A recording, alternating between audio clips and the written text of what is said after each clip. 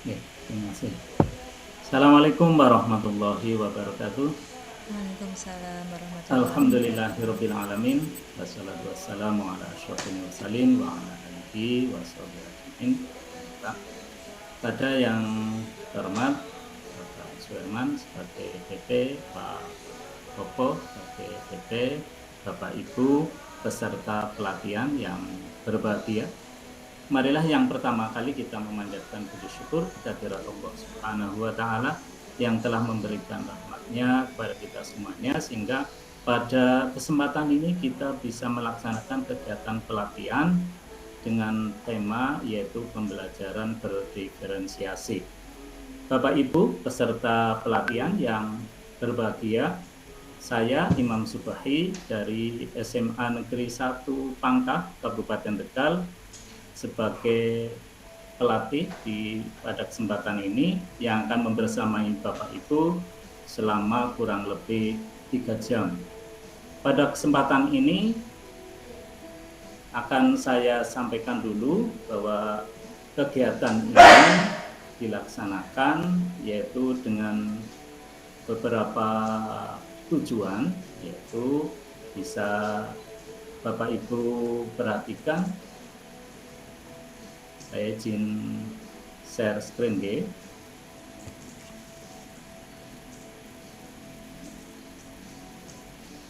Ya, sudah muncul G, Bapak Ibu pada layar. Oke. Betul, Pak. Sudah muncul, Pak. Oke.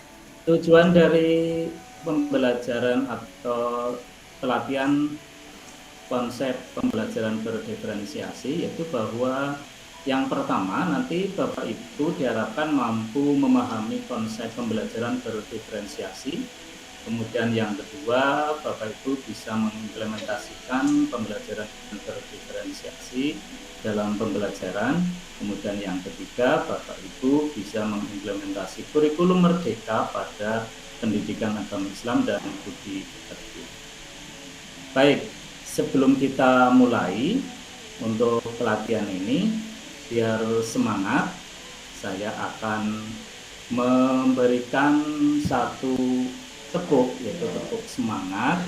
Nanti Bapak Ibu biar semangat juga, walaupun sekarang sudah semangat, tapi biar tambah semangat, nanti Bapak Ibu bisa mengikuti. Tepuknya yaitu dengan cara tepuk semangat, semangat, begitu. Jadi Bapak Ibu itu untuk tepuk semangat sebagai awal kegiatan pembelajaran atau kegiatan pelatihan kita hari ini. Mari kita bersama-sama untuk melaksanakan tepuk semangat sebagai motivasi kita untuk mengikuti pelatihan pada hari ini. Tepuk semangat. Semangat. Oke. Baik, Bapak Ibu, kita sudah semangat untuk mengikuti pelatihan ini. Itu diantara bahwa salah satu metode kita semuanya untuk menumbuhkan semangat pada pelatihan ini. Kemudian Bapak Ibu, saya izin share screen.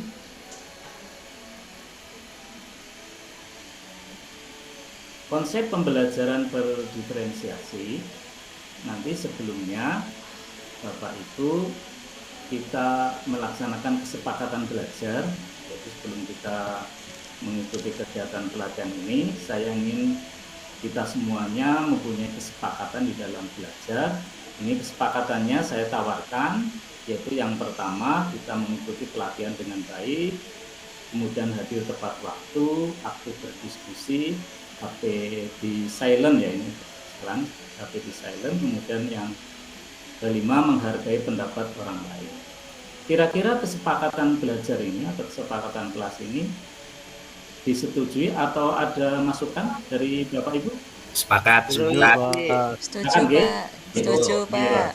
Apa di silent sehingga nanti jangan sampai kegiatan pelatihan ini Bapak Ibu ada yang mainan HP atau mungkin sedang siaran langsung IG atau dan sebagainya gitu, nggih. Biar kita semuanya aktif untuk mengikuti kegiatan ini. Baik, Bapak Ibu peserta pelatihan yaitu berkaitan dengan materi pembelajaran berdiferensiasi. Yang pertama kami sampaikan yaitu bahwa untuk perubahan kurikulum merdeka dari kurikulum 13 menuju kurikulum merdeka ini tentu ada latar belakang atau hal-hal yang mendasari mengapa kurikulum berubah.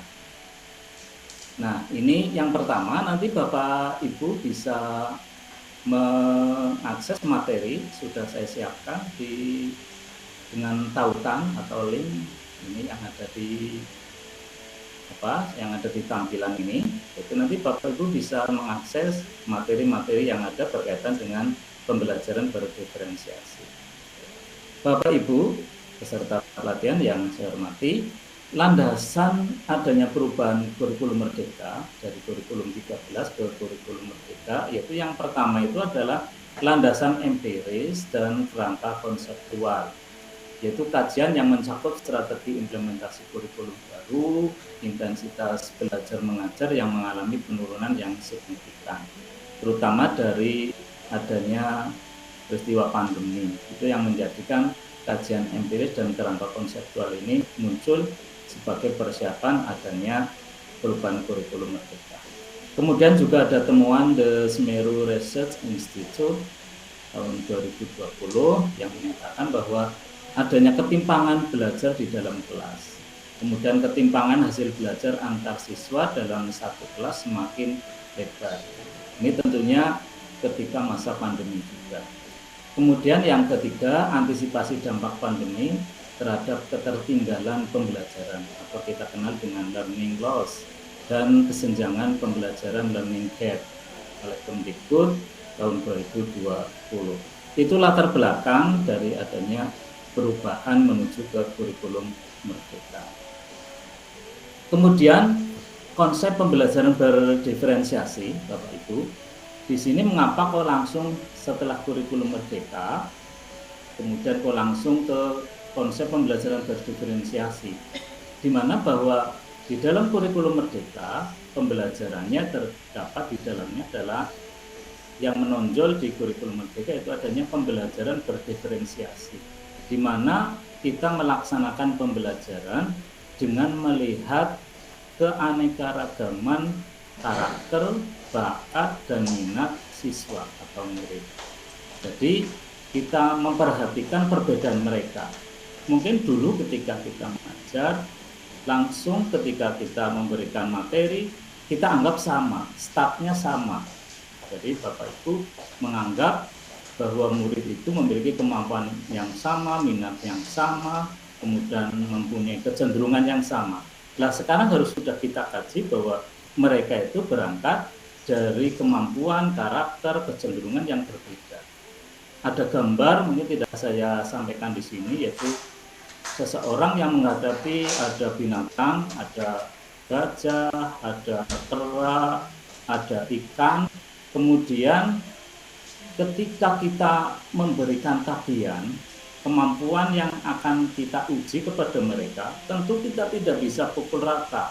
Misalnya semua binatang itu kita uji bagaimana mereka bisa berlari. Tentu masing-masing tidak bisa memiliki kemampuan yang sama.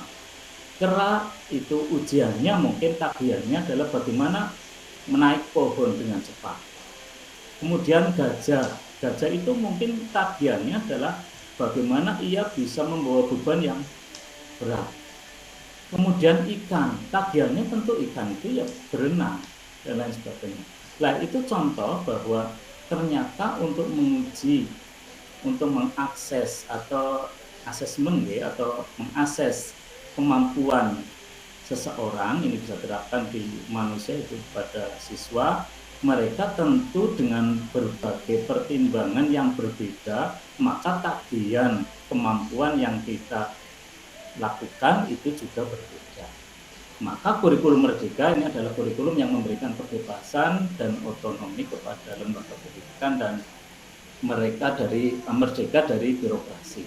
Setiap guru nanti dibebaskan dari birokrasi yang berbelit-belit serta peserta didik diberikan kebebasan untuk memilih bidang yang mereka sukai. Maka esensi dari kurikulum Merdeka ini adalah merdeka belajar, yakni konsep yang dibuat agar siswa memahami minat dan bakatnya masing-masing.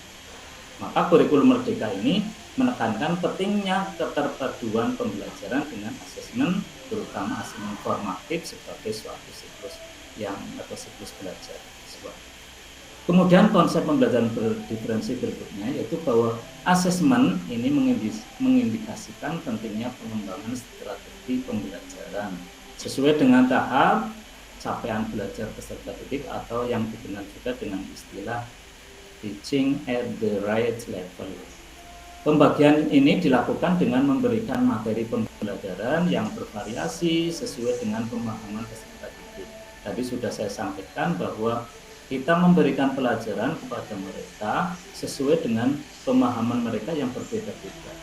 Maka pembelajaran inilah yang kita kenal dengan pembelajaran berdiferensiasi.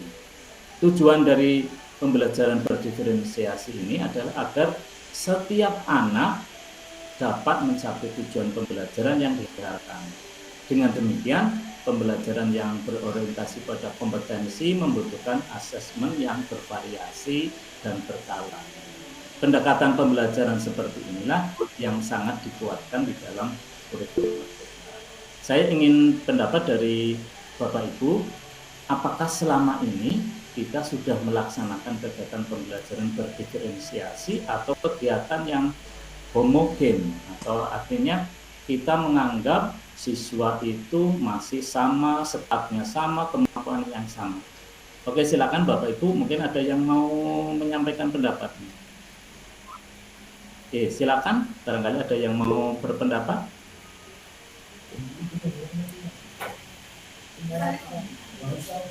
Oke, baik, terima kasih.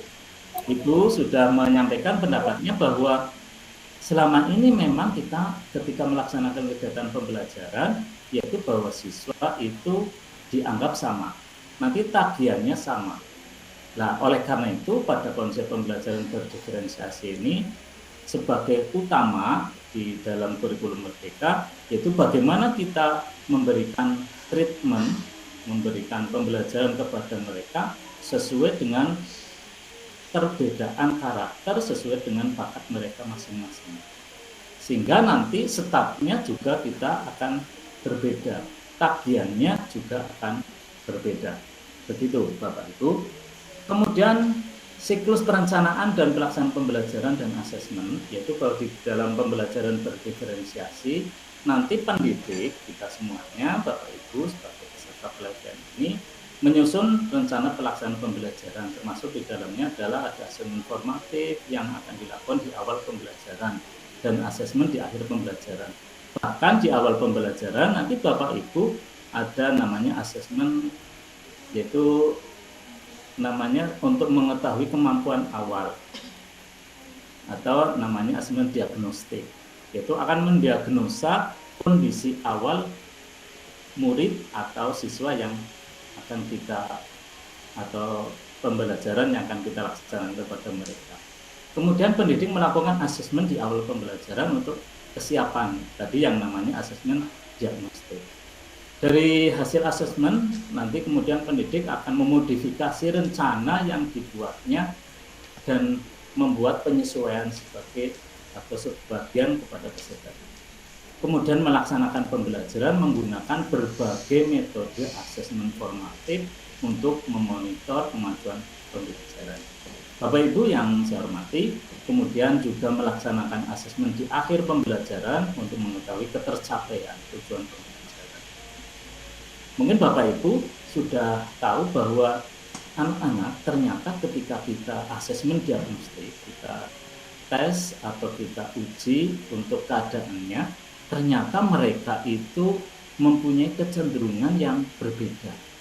Ada yang kecenderungannya bahwa mereka senang pada sumber belajar yang audio misalnya. Ada juga mereka kecenderungannya senang kepada audio visual berupa video.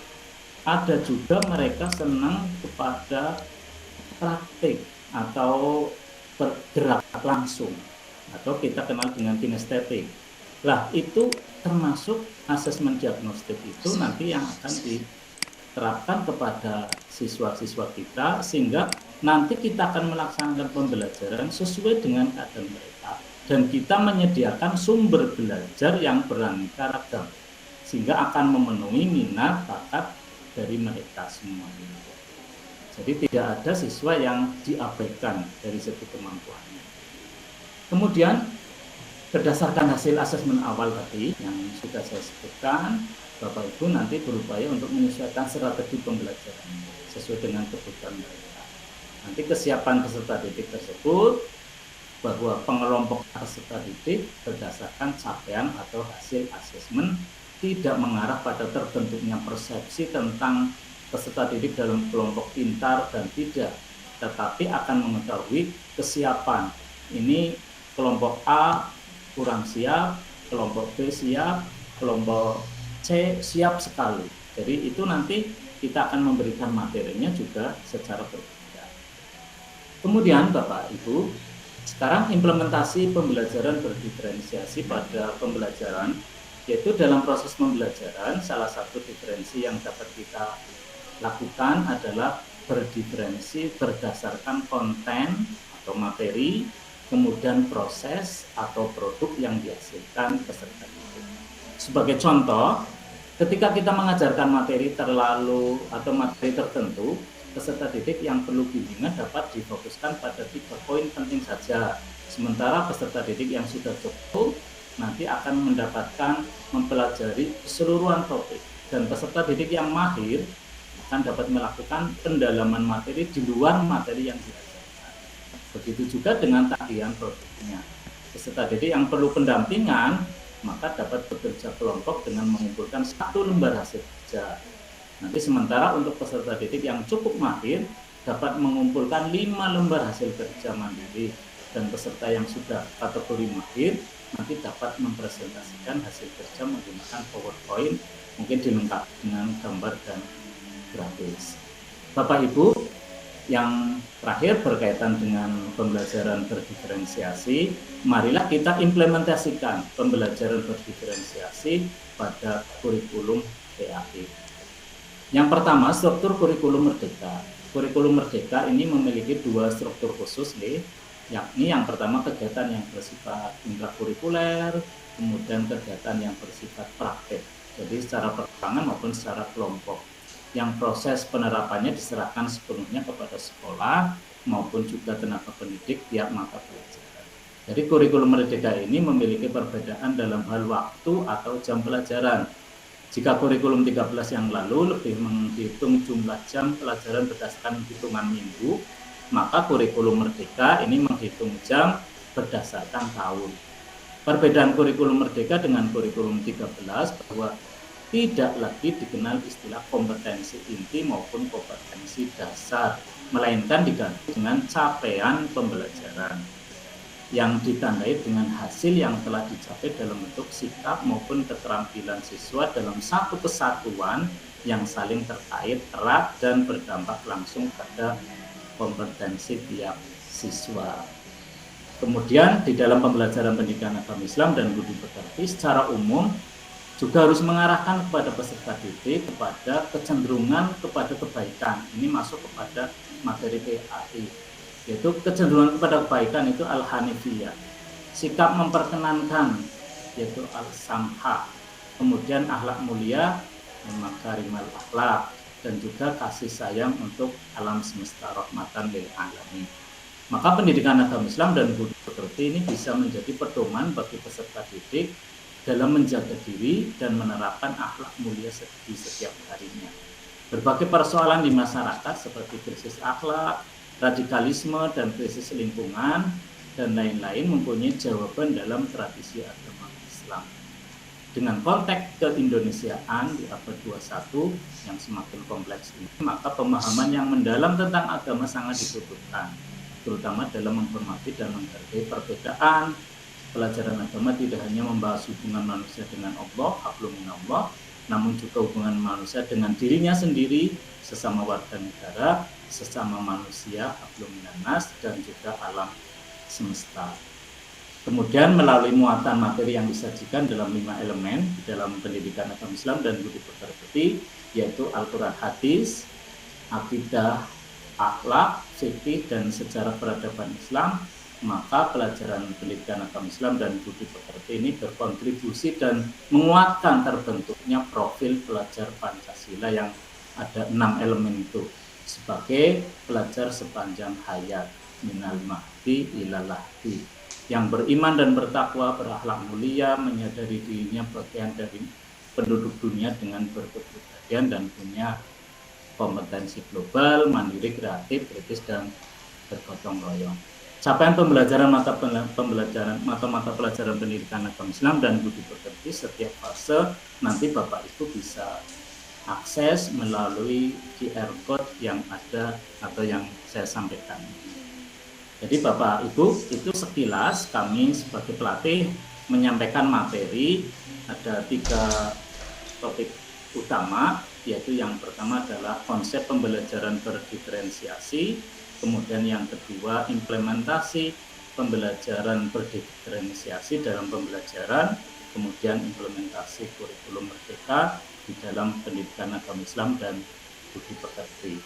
Untuk selanjutnya, Bapak Ibu silakan nanti mengerjakan LK yang saya sampaikan atau yang saya share di tadi link materi. Nanti LK-nya seperti ini Bapak Ibu. Nanti ada LK 1.1 pemahaman konsep pembelajaran berdiferensiasi. Nanti kemudian dilanjutkan dengan LK 1.2 menganalisis konsep pembelajaran berdiferensiasi. Di sini ada pertanyaan, kemudian nanti Bapak Ibu menjawab. Kemudian LK 1.3 refleksi. Setelah Bapak Ibu memahami, mengikuti penjelasan dari saya sebagai pelatih maupun dari sumber yang ada, nanti silakan Bapak Ibu menjawab atau merespon di LK 1.3. Saya beri waktu 30 menit untuk Bapak Ibu bisa menyampaikan atau bisa mengerjakan LK 1.1, 1.2, dan 1.3. Monggo Bapak Ibu silakan untuk mengerjakan LK-nya. Saya beri waktu 30 menit. Oke, Bapak Ibu sudah selesai untuk mengerjakan LK-nya, gitu? Ya. Oke, baik sekali. Sudah bisa. Nanti Bapak Ibu salah satu atau mungkin beberapa secara acak nanti menyampaikan atau mempresentasikan LK-nya supaya teman-teman yang lain juga bisa tahu di mana jawaban dari Bapak Ibu di dalam mengerjakan LK tersebut. Baik, Bapak Ibu, selanjutnya kita merefleksikan kegiatan pelatihan pada hari ini. Saya ingin dari beberapa Bapak Ibu nanti akan menyampaikan dengan kalimat, awal kalimat yaitu hari ini saya belajar apa dan berikutnya saya akan apa, gitu. Nah, ini silakan Bapak Ibu dimulai dari Pak Agus, mungkin silakan Pak Agus untuk merefleksikan kegiatan pembelajaran kita hari ini. Baik, terima kasih Pak Agus. Bu Mar'ah, silakan untuk menyampaikan refleksinya. Baik, Bu Mar'ah sudah menyampaikan refleksinya, yaitu bahwa hari ini kita semuanya telah belajar tentang konsep pembelajaran berdiferensiasi. Kemudian kita juga telah belajar tentang implementasi pembelajaran berdiferensiasi di dalam pembelajaran, juga penerapan kurikulum merdeka dalam pendidikan agama Islam dan budi pekerti. Selanjutnya Bapak Ibu nanti akan menerapkan konsep pembelajaran berdiferensiasi ini di dalam pembelajaran Bapak Ibu semuanya. Jadi itu refleksi kita. Yang terakhir, marilah kita simpulkan dari kegiatan pelatihan ini dengan materi pembelajaran berdiferensiasi. Saya ingin masing-masing dari kelompok untuk menyampaikan kesimpulan apa yang telah dipahami dari materi pelatihan pada hari ini. Kelompok 1 nanti diwakili oleh siapa, monggo? Ya, baik sekali untuk kesimpulannya. Kelompok 2 silakan untuk menyampaikan kesimpulan dari apa yang sudah dipelajari di kesempatan ini. Berikutnya kelompok 3, ini ada 4 kelompok, berarti nanti sampai 4. Ini kelompok 3, silakan untuk menyampaikan kesimpulannya. Oke. Terakhir, kelompok 4 perwakilannya silakan untuk menyampaikan kesimpulannya. Baik. Terima kasih Bapak Ibu semuanya telah melaksanakan, selain refleksi juga tadi kesimpulan yang disampaikan oleh masing-masing kelompok. Intinya kita semuanya hari ini telah mempelajari konsep pembelajaran berdiferensiasi, penerapannya dalam pembelajaran, juga bagaimana kurikulum Merdeka itu diterapkan di dalam pembelajaran pendidikan agama Islam dan budi pekerti. Demikian untuk penyampaian dari kami sebagai pelatih. Mudah-mudahan apa yang kita pelajari di kesempatan ini nanti bisa diterapkan oleh Bapak Ibu peserta pelatihan di dalam kegiatan pembelajaran sehari-hari dan dapat memajukan pembelajaran pendidikan agama Islam di setiap satuan pendidikan yang Bapak Ibu ampu atau yang Bapak Ibu lakukan. Demikian untuk pelatihan ini saya akhiri. Billahi taufiq wal hidayah. Wassalamualaikum warahmatullahi wabarakatuh. Waalaikumsalam warahmatullahi wabarakatuh. Terima kasih Pak Imam. Terima kasih Pak Iman.